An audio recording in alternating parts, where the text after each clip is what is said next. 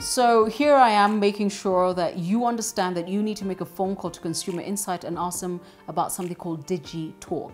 This is their absolutely very well put together research on social media, the digital world, and how we consume it.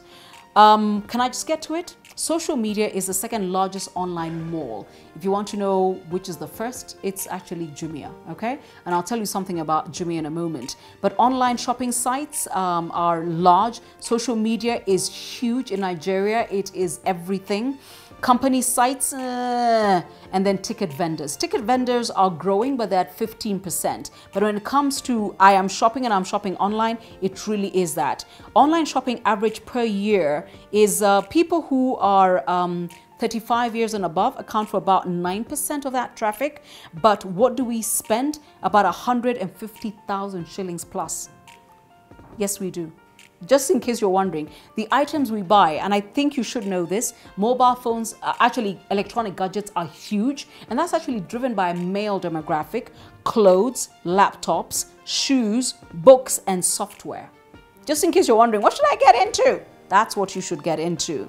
I also need to tell you that the one thing that is a pain and a pain point when it comes to online shopping is delivery pains. So a lot of people say they paid on delivery and delivered 68%, paid for delivery 72%, collected the item actually from wherever it was 20%. But a lot of people, their issue is like, you know, Amazon will insist that there's a shipping cost, and that for people is a pain. Jumia actually has a delivery cost anywhere from $2 to $70. But that is something that we are all going to have to think about if that entire ecosystem is going to grow. Online drives traffic to offline outlets. You heard me right. So can you make sure you speak to Consumer Insight about this? Because I also don't want to give you everything and then you're like, Lakini Caroline, so we're not coming to your presentation. That's just rubbish. Okay.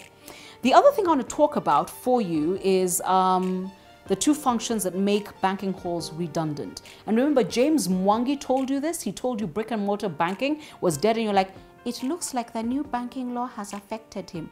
No, it's because we all moved to this, okay? So internet banking is huge. Cash transfers online make up for 61% of how we transact. Most often used will be, we want our balance, we want our statements, and also about 7% of us do our loan applications online, okay? But people visiting banks, less than 64% of people. Less than 64%. Everybody else is working off this gadget. However, you know, people are a little concerned about that losing that contact with their relationship manager. And I think there's a moment there for banks to think about it. But we are in the internet banking age, because a lot of people who are asked why, they say it is more convenient to transact using the internet banking than physically visiting a bank. And they say, I'm generally happy with internet banking transactions. So literally you're looking at people who use that more than anything else. There's a cautious optimism about buying online. People are they say it's easy to buy online, it's quicker to buy online. Their biggest risk is being a victim of fraud.